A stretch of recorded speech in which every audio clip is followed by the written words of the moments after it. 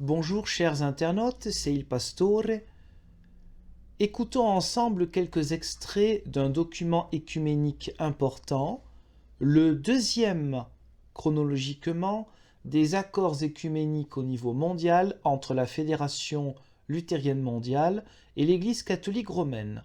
Il date de 1978 et il s'agit du document sur la thématique du repas du Seigneur, Sainte Seine Eucharistie. Le premier document, daté de 1972, appelé Rapport de Malte, évoquant l'Évangile et l'Église.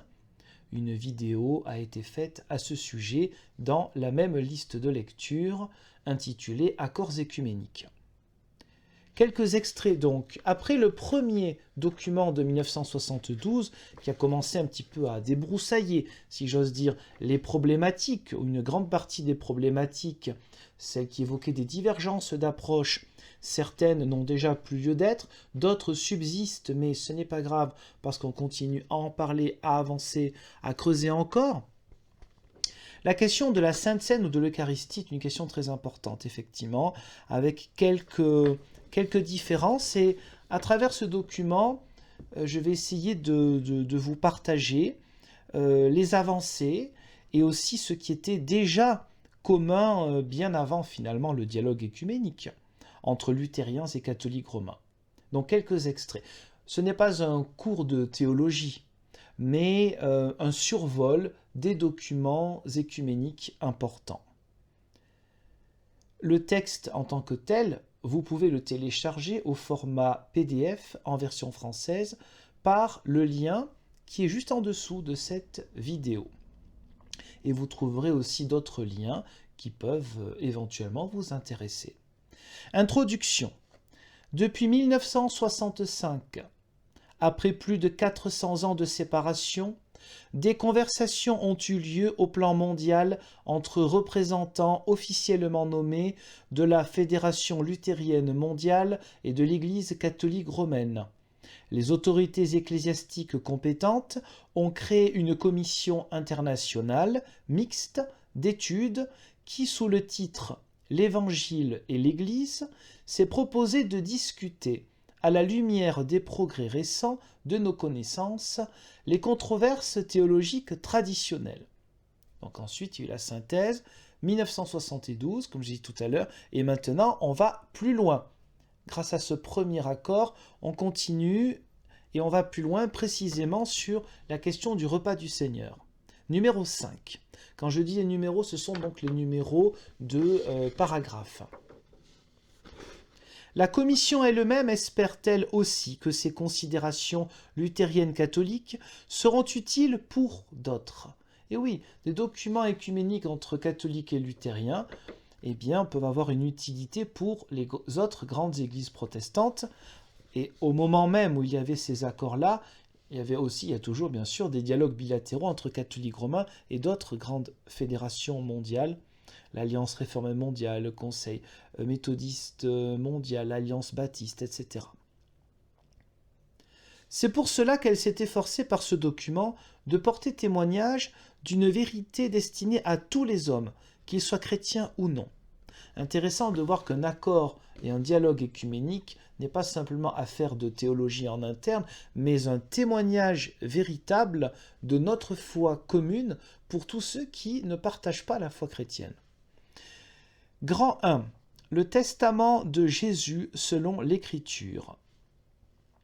Chaque fois que les chrétiens, donc je lis des extraits, chaque fois que les chrétiens de tous les temps célèbrent le repas du Seigneur selon sa volonté, en mémoire de lui, le Seigneur leur accorde de nouveau cette communion et, par là, leur fait don de la rémission des péchés, de la vie et de la béatitude.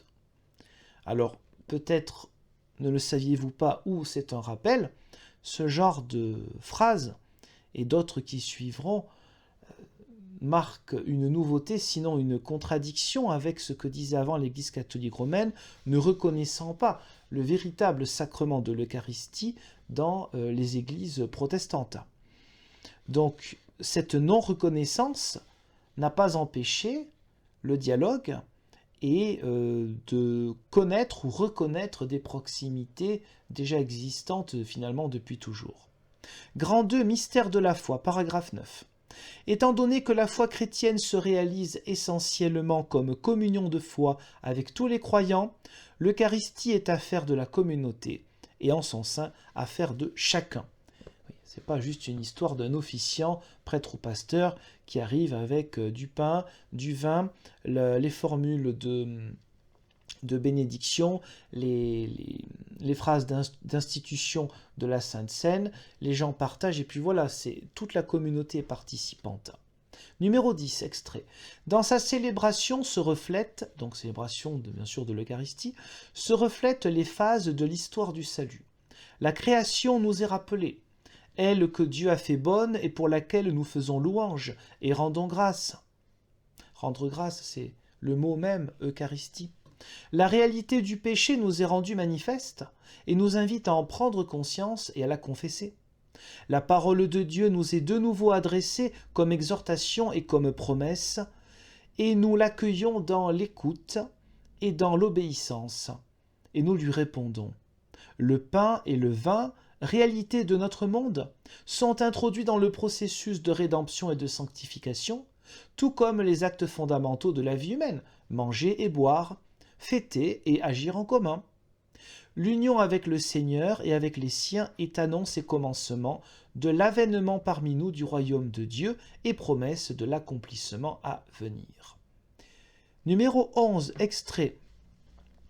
Le côté trinitaire, puisqu'on parle de Dieu, on parle forcément d'un Dieu trinitaire en théologie chrétienne.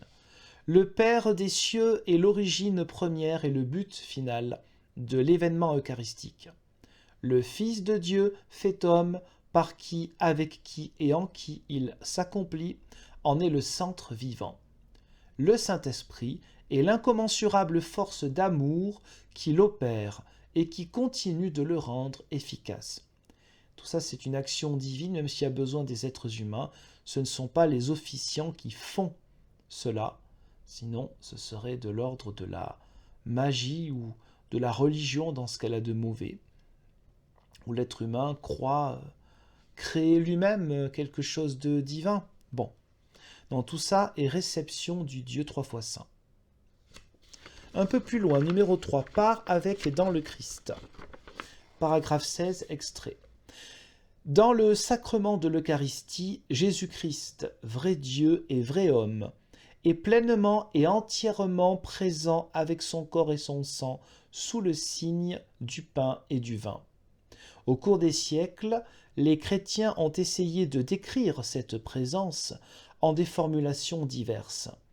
Nos documents confessionnels témoignent ensemble que, dans ce sacrement, Jésus-Christ est présent réellement, véritablement et substantiellement. Ce mode de présence ne se laisse guère exprimer en paroles, mais nous attestons sa présence parce que nous croyons en la puissance de Dieu et en la promesse de Jésus-Christ, « Ceci est mon corps, ceci est mon sang ». Cette présence, nos traditions l'ont dite sacramentelle, surnaturelle, spirituelle.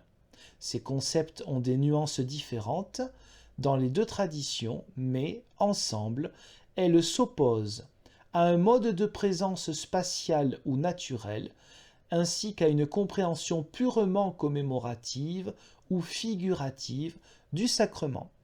Alors, c'est un condensé, mais vous voyez là que ce que nous disons ensemble est fondamental, parce que nous voyons bien là qu'on est beaucoup plus proche que ce que nous pouvions le penser par le passé à cause des divisions, à cause des condamnations mutuelles, celle du Concile de Trente, mais aussi celle de la Confession d'Augsbourg, du côté luthérien, 1530.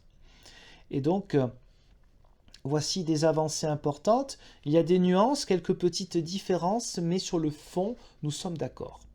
Numéro 23 du Grand 4 dans l'unité du Saint-Esprit. Ce n'est que dans l'Esprit Saint que la communauté accède à cette foi, sans laquelle elle ne peut pas célébrer l'Eucharistie. L'épiclèse est donc aussi cette prière, une prière au moment où on célèbre, qui demande une foi vivante et qui nous préparera à célébrer le mémorial de la Passion et de la résurrection du Christ. L'Eucharistie n'est pas un moyen de salut automatiquement efficace pour le salut du monde. Elle présuppose la présence de l'Esprit Saint dans le croyant. Et oui, on n'est pas dans un acte magique. Numéro 26, extrait. L'Eucharistie et l'Église. L'Eucharistie est ainsi tout à la fois la source et le sommet de la vie de l'Église. Sans la communion dans l'Eucharistie, il n'y a pas de pleine communion ecclésiale. Sans la communion ecclésiale, il n'y a pas de vraie communion dans l'Eucharistie. Donc là, évidemment, est marqué le problème du coup. Ce que nous croyons, ce que nous confessons, et dans la réalité, du coup, on voit bien qu'il y a ce manque de communion entre les églises chrétiennes. Numéro 28, extrait. Celui qui se trouve inséré dans la communion avec le Seigneur doit s'attaquer avec lui au mur de l'inimitié que les hommes dressent entre eux. Mur d'inimitié entre tribus, nations, races, classes, sexes, générations, confessions et religions. C'est marqué que le fait de prendre l'Eucharistie, la Sainte Seine, ce n'est pas quelque chose de simplement religieux. C'est un engagement. Puisque le Christ est venu pour réconcilier le monde, eh bien, à nous d'être des acteurs de cette réconciliation. Chapitre 5, Glorification du Père, numéro 30. C'est tout entière, et pas seulement dans les lectures et la prédication, que l'Eucharistie est proclamation de la grandeur et de la miséricorde de Dieu. En cela, une signification particulière revient à chacun de ces éléments selon leur nature.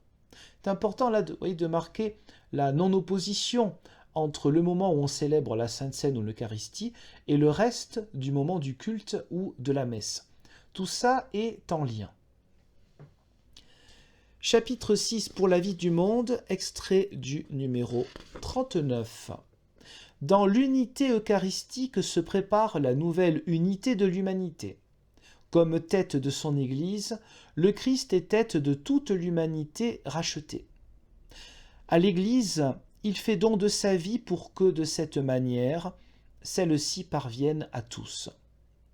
Quand, à l'invitation d'un même Seigneur, nous nous rassemblons autour d'une même table pour partager le même pain, nous sommes un dans notre engagement, non seulement envers le Christ et les uns envers les autres, mais aussi envers la mission de l'Église dans le monde.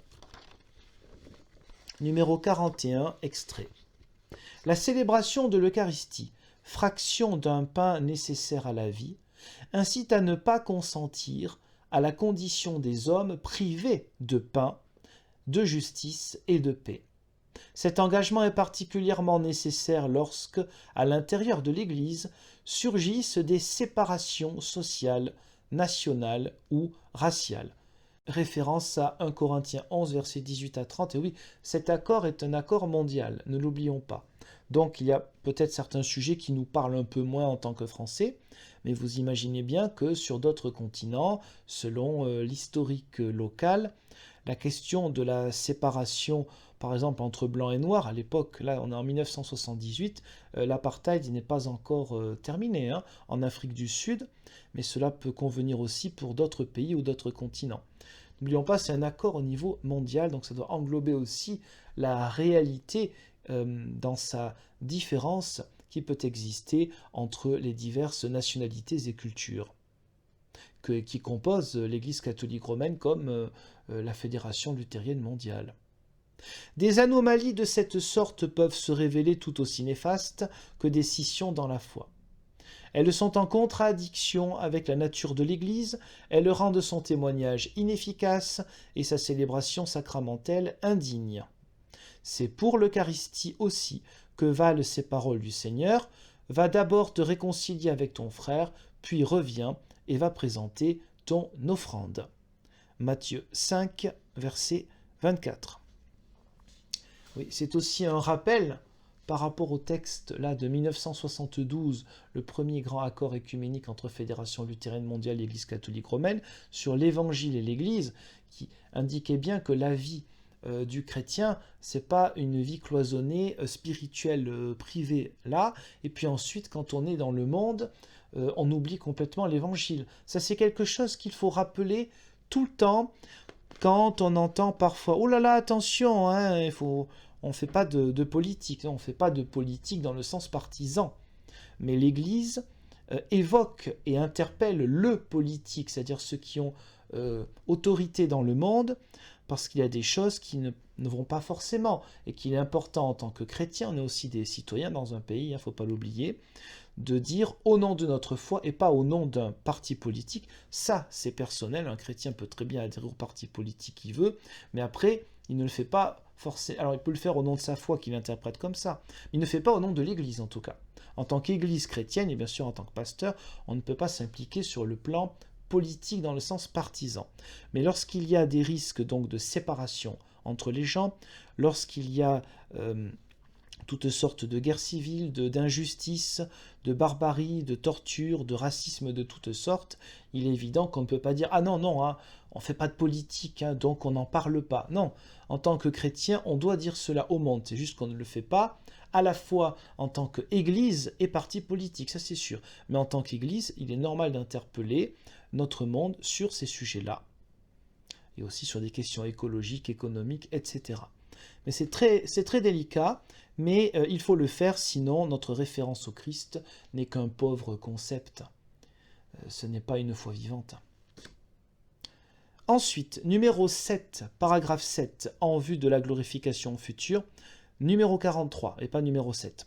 La forme et l'efficacité de l'Eucharistie sont une promesse de la gloire éternelle qui nous est destinée, ainsi qu'une référence aux cieux nouveaux et à la nouvelle terre vers lesquels nous cheminons.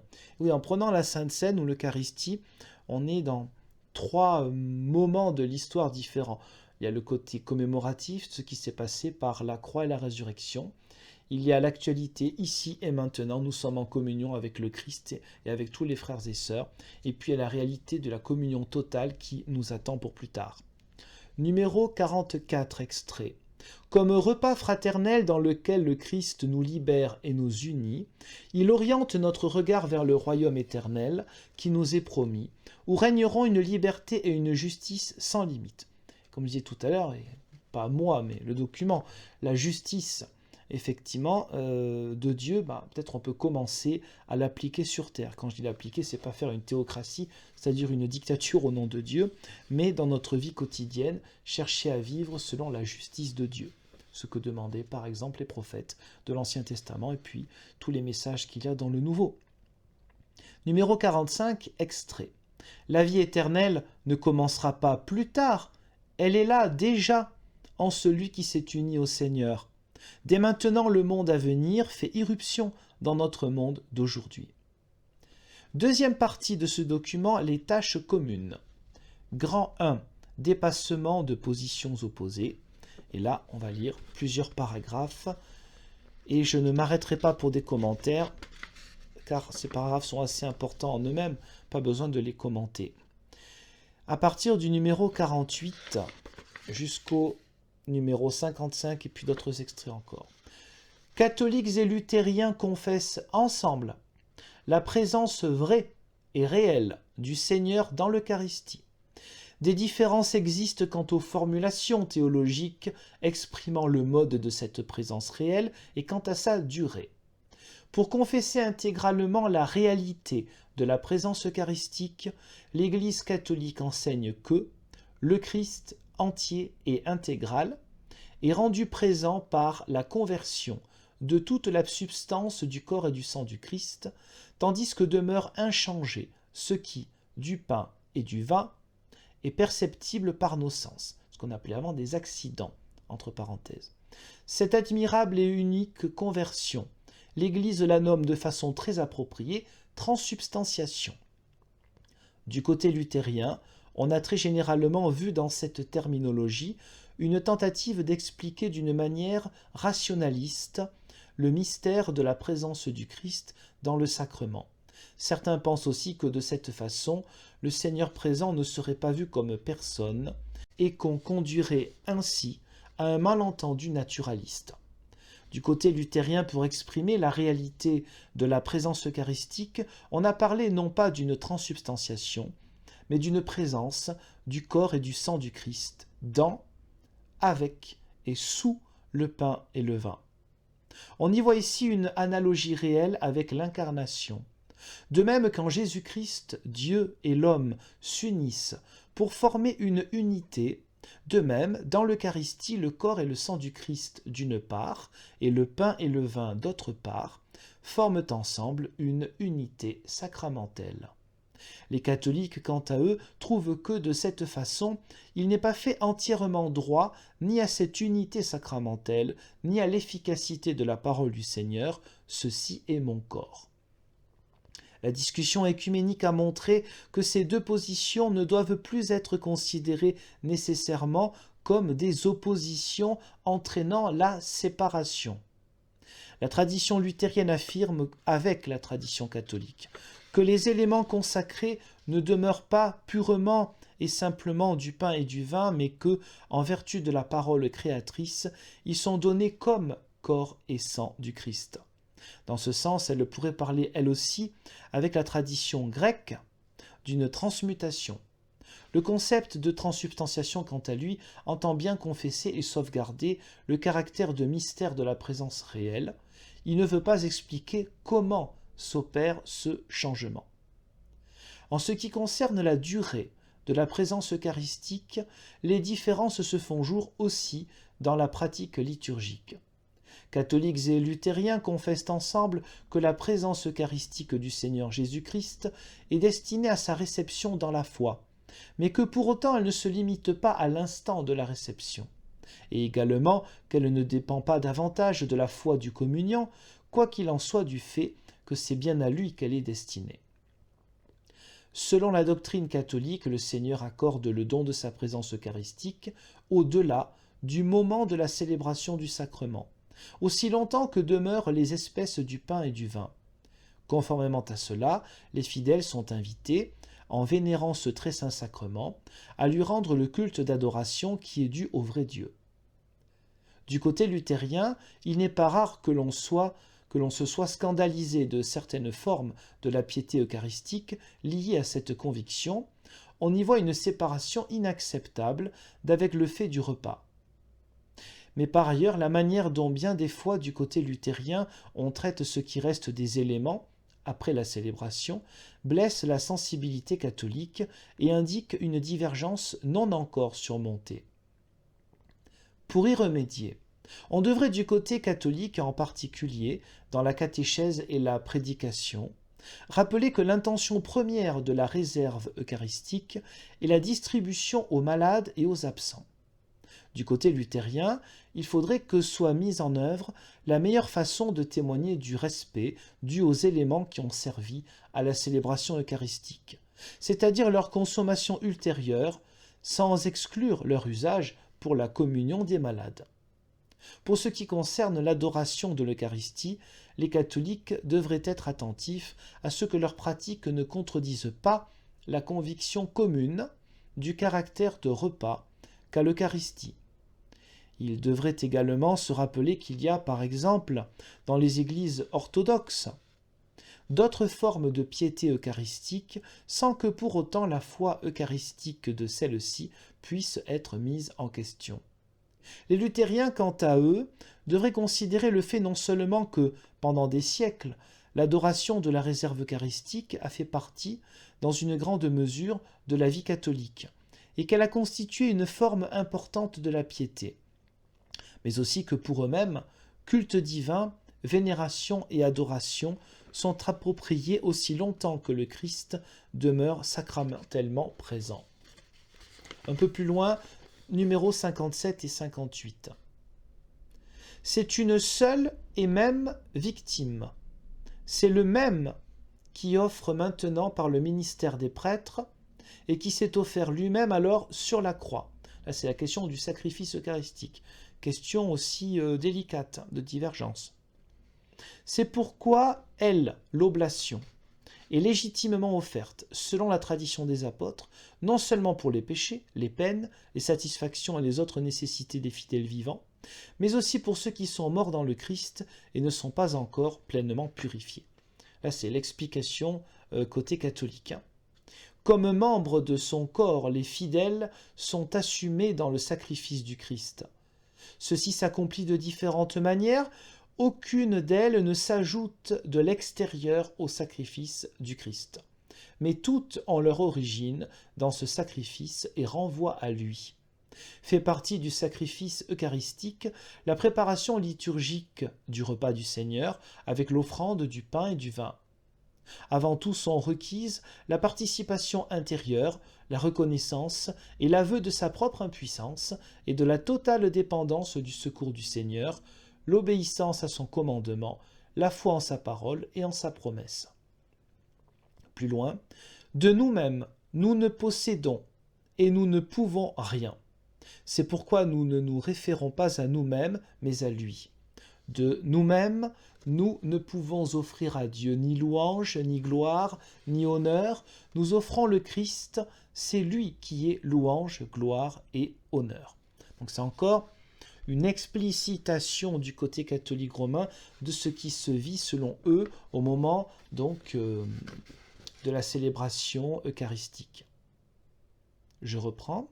Le Christ et les chrétiens devenant un, l'assemblée eucharistique offre le Christ par le fait que, par la puissance de l'Esprit, elle consent à être offerte par lui au Père.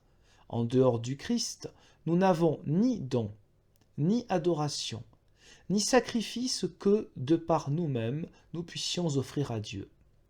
Nous ne pouvons offrir en notre faveur rien d'autre que le Christ, l'agneau immolé et la victime que le Père lui-même nous a donnée. Donc maintenant, comment on voit les choses sur cette question délicate du sacrifice eucharistique du côté luthérien? Du côté des chrétiens de la Réforme, on a craint que le fait de voir dans l'Eucharistie un sacrifice propitiatoire ne soit contraire au caractère unique et pleinement suffisant du sacrifice de la croix et qu'il ne mette en question l'unicité de la médiation du Christ. Selon la conception de la Réforme luthérienne, la célébration du repas du Seigneur a pour visée propre de dispenser à la communauté rassemblée, pour qu'elle le reçoive dans la foi, comme moyen efficace de salut, le don du sacrifice de la croix qui est présent. On prit scandale de ce que, dans la pratique, la communion des fidèles soit passée à l'arrière-plan.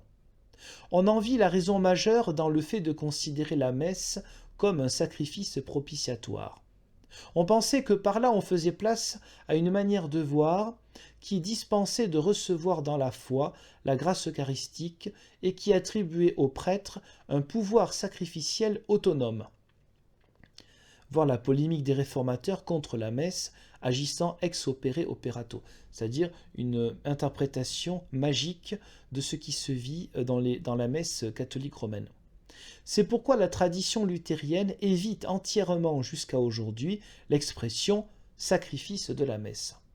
Par contre, la réforme luthérienne a reconnu au repas du Seigneur le sens d'un sacrifice d'action de grâce, rendu pour le service de la croix, présent dans le sacrement. Ce sacrifice d'action de grâce est une expression de la foi et se réalise en ce que nous offrons avec le Christ, c'est-à-dire qu'avec une foi ferme en son testament, nous nous appuyons sur le Christ et que, nous présentant devant Dieu, avec notre prière, notre louange et notre offrande, nous ne le faisons que par lui et par ses moyens de salut. Et que nous ne doutons pas que c'est lui qui est notre curé, en allemand Pfarrer, et notre prêtre, Pfaff, au ciel devant la face de Dieu. Le sacrifice eucharistique ainsi compris, qui est célébré dans la foi, par des hommes réconciliés, s'exprime dans l'action de grâce et la louange, dans l'invocation et la confession de Dieu, dans les peines et dans toutes les bonnes œuvres des fidèles. Tels sont les sacrifices qui, en référence à la première lettre de Pierre, chapitre 2, verset 5, et dans Romains, chapitre 12, verset 1, sont particulièrement soulignés dans la doctrine de la Réforme. Un peu plus loin, numéro 61, donc maintenant, on va parler en nous, c'est-à-dire ensemble, catholiques et luthériens. Nous pouvons constater avec gratitude une convergence croissante en beaucoup de questions qui avaient pesé tout particulièrement jusqu'ici sur notre dialogue. Petit a. Selon la doctrine catholique, le sacrifice de la messe consiste à rendre présent le sacrifice de la croix. Il ne le réitère pas et n'ajoute rien à sa valeur salvifique. En ce sens, il est une attestation, et non une mise en question, du caractère unique et pleinement suffisant du sacrifice du Christ sur la croix. Petit b. Selon la doctrine catholique, quand il s'agit de la doctrine des sacrements, l'ex opere operato a pour rôle d'attester la priorité de l'agir de Dieu. Souligner cette priorité est aussi une préoccupation luthérienne. Petit c. Une telle conception de l'opus operatorum, la manière de faire ce qui se vit à ce moment-là, n'exclut ni la participation dans la foi de chacun, ni celle de toute la communauté qui célèbre. L'agir de Dieu la rend possible et la requiert. Petit d. L'importance de la participation croyante à la célébration n'est pas davantage lésée par la conviction que les fruits de l'Eucharistie s'étendent au-delà du cercle de ceux qui y sont présents. Certes, le don même que le Christ a fait de sa chair et de son sang, à qui les reçoit avec foi dans l'Eucharistie, n'est pas transférable. Il nous est permis toutefois d'espérer qu'il accorde son secours à d'autres aussi. Si et comment cela se produit est entièrement l'affaire de l'amour souverain du Seigneur. Les intercessions et les intentions de messe célébrées pour telle ou telle personne, vivante ou défunte, n'entendent pas non plus limiter sa liberté.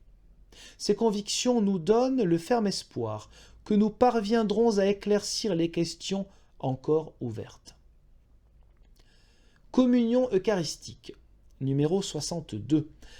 Extrait. Catholiques et luthériens confessent en commun que dans l'Eucharistie, le corps et le sang du Christ sont reçus réellement, soit pour le salut, soit pour la perdition, référence à 1 Corinthiens, chapitre 11, versets 27 à 29. Ils confessent que, reçus avec foi, le pain et le vin eucharistiques donnent d'être unis personnellement avec Jésus-Christ, notre Seigneur et Sauveur. Plus loin, numéro 63. Catholiques et luthériens sont convaincus ensemble que l'Eucharistie est essentiellement un repas communautaire. Pour les chrétiens de la Réforme, la communion de la communauté est une partie constitutive de la célébration de l'Eucharistie telle qu'elle a été instituée par le Seigneur. Donc, c'est sur la question des messes privées qui existaient encore. Aujourd'hui, je pense que cela existe uniquement dans le courant plutôt traditionnel ou traditionnaliste au sein de l'Église catholique romaine. Numéro 64. Catholiques et luthériens sont convaincus ensemble que le pain et le vin font tous deux partie de la forme complète de l'Eucharistie. Dans la célébration catholique de l'Eucharistie, celle-ci n'est le plus souvent donnée aux fidèles que sous la seule espèce du pain. La raison en est surtout d'ordre pratique et repose sur la conviction que le Christ est pleinement présent sous chacune des espèces, de sorte que le recevoir sous une seule espèce n'amoindrit en rien son efficacité. Les réformateurs, au contraire, pensent que la pleine conformité à l'institution et la totalité du signe sacramentel ne sont assurées, conformément aux paroles d'institution du Christ, que là où tous reçoivent aussi le calice. La doctrine luthérienne ne nie également pas que le Christ soit présent totalement dans chacune des deux espèces, et la pratique luthérienne connaît des cas de nécessité pastorale où la Sainte Seine peut être reçue également sous une seule espèce. Les possibilités de recevoir l'Eucharistie sous les deux espèces ont été considérablement étendues au Second Concile du Vatican, qu'il s'agisse des occasions ou des communions. Et là, petite parenthèse personnelle, ce texte date de 1978. Je pense que depuis, il y a eu une régression à ce sujet-là. Mais ce n'est que ma pensée, donc secondaire par rapport à ce texte si important. Je ferme la parenthèse. Si des divergences subsistent encore dans la doctrine et la pratique, elles ne sont plus dès lors de nature à séparer nos églises. J'insiste là-dessus, voilà la force de l'avancée des textes écuméniques. Sur ce sujet ou d'autres, entre ces églises ou d'autres, quand on dit voilà, les différences qui existent, ou parfois qui existaient, mais celles qui subsistent encore, n'ont plus de raison de nous séparer. On passe d'une opposition à une diversité. Ça, c'est la force du dialogue écuménique. Je poursuis. Numéro 65, sur la thématique Eucharistie et ministère. Catholiques et luthériens sont convaincus ensemble qu'il appartient à l'Eucharistie que sa célébration soit dirigée par un ministre mandaté par l'Église. Pas n'importe qui va se ramener au début du culte en disant « Ah ben tiens, moi je suis baptisé, sacerdoce universel », qui ne veut pas du tout dire on fait ce qu'on veut dans l'Église, contrairement à ce que peuvent penser des personnes qui ne sont pas assez au courant ou qui veulent peut-être prendre des places, qui ne sont pas les leurs. Eh bien, voilà, je me ramène, je vais célébrer la Sainte Seine. Après tout, il y a le livre de liturgie, il suffit de lire, hein. Non, c'est quelqu'un qui est mandaté par l'Église. Ce quelqu'un, il n'est pas meilleur que les autres, mais c'est simplement qu'il faut qu'il y ait un petit peu d'ordre aussi dans l'Église. Numéro 66, un peu plus loin. Une Eucharistie n'est légitime que si elle est accomplie sous l'autorité de l'évêque ou par un ministre mandaté par lui. Ça, c'est selon la doctrine catholique. Un peu plus loin, dans la mesure où le sacrement de l'ordre fait défaut, l'Église catholique considère donc que les communautés ecclésiales séparées d'elle n'ont pas conservé toute la réalité propre du mystère eucharistique. Ça, c'est l'interprétation catholique romaine sur les églises occidentales, parce qu'elle n'a pas cette vision-là pour l'Église orthodoxe. Numéro 67. Selon la conception luthérienne, le ministère ecclésiastique est d'institution divine, bien que l'ordination ne soit habituellement pas dite un sacrement. Le dialogue entre nos deux traditions a permis déjà de constater deux notables convergences dans la question du ministère. Celle-ci concerne la manière de concevoir l'origine et la fonction du ministère, ainsi que la façon de le transmettre par imposition des mains et invocation du Saint-Esprit. Sur la base de ces constatations, il a été proposé comme possible de procéder à un sérieux examen d'une reconnaissance mutuelle des ministères ecclésiaux. Une espérance encore. Plus loin, numéro 69 à 71. Communion créée par l'Eucharistie. Catholiques et luthériens confessent ensemble que Jésus-Christ unit aussi entre eux tous ceux qui sont unis à lui. Selon la conviction catholique, cela vaut aussi pour la communion avec le Christ dans l'Eucharistie. C'est pourquoi cette communion comprend également ceux qui sont morts dans la paix du Seigneur. De là vient que la mémoire et l'intercession pour les défunts fait partie de la célébration eucharistique catholique.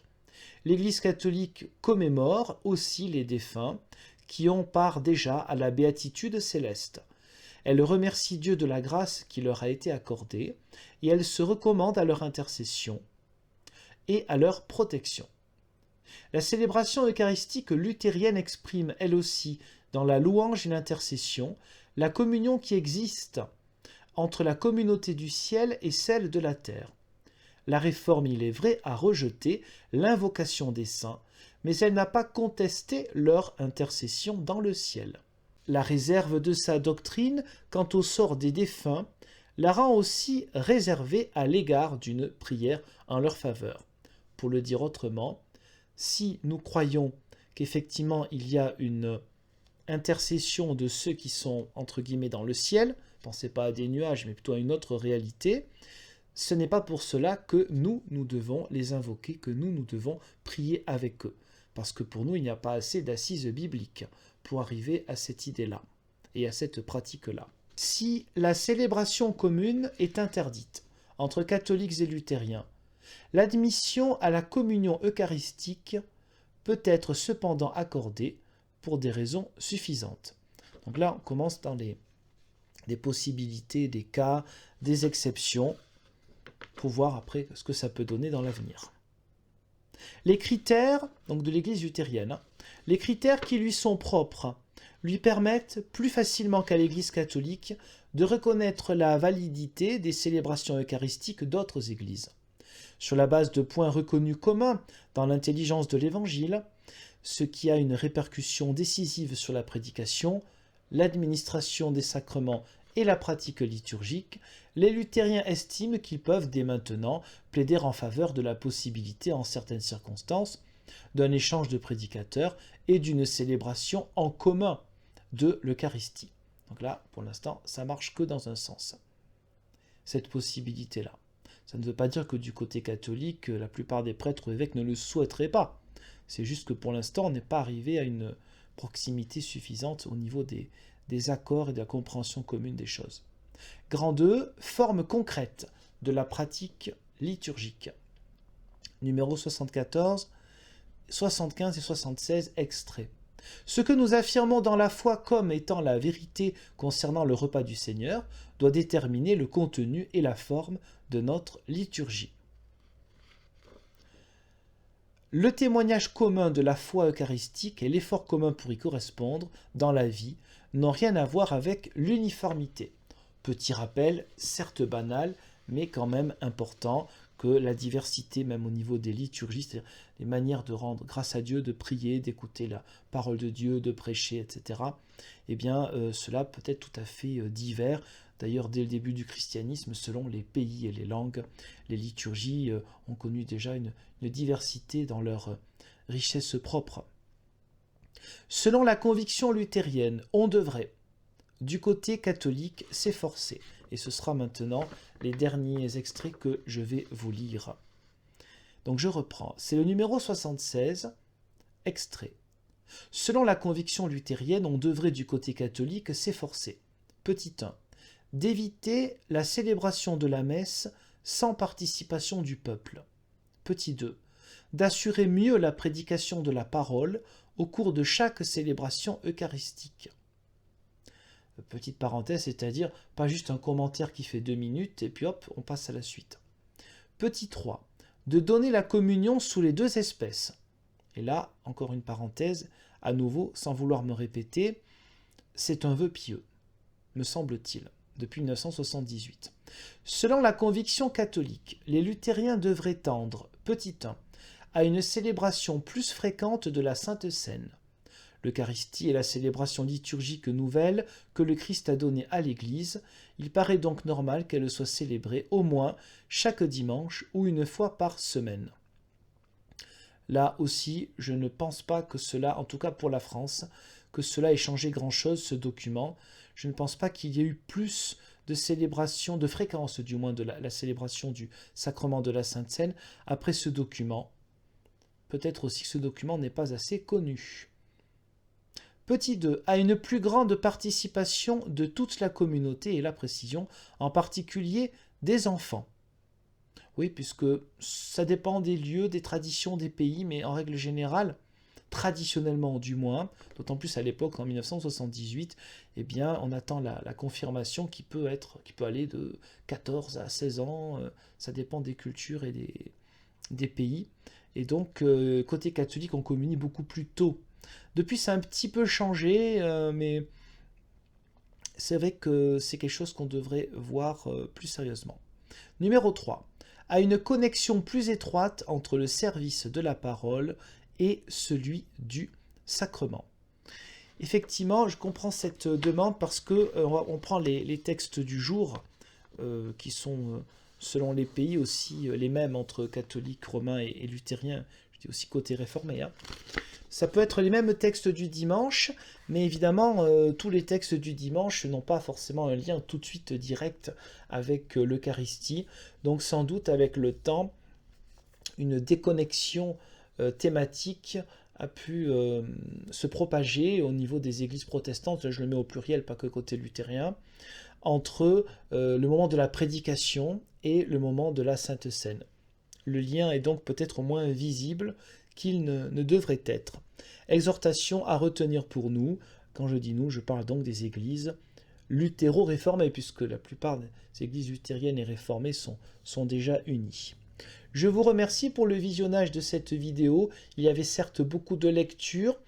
C'était peut-être un peu fastidieux et un peu aride, mais j'espère que cela vous a donné quelques idées, quelques éléments de réflexion et vous a montré combien bien des choses ont quand même, des séparations ne sont plus forcément d'actualité déjà en 1978.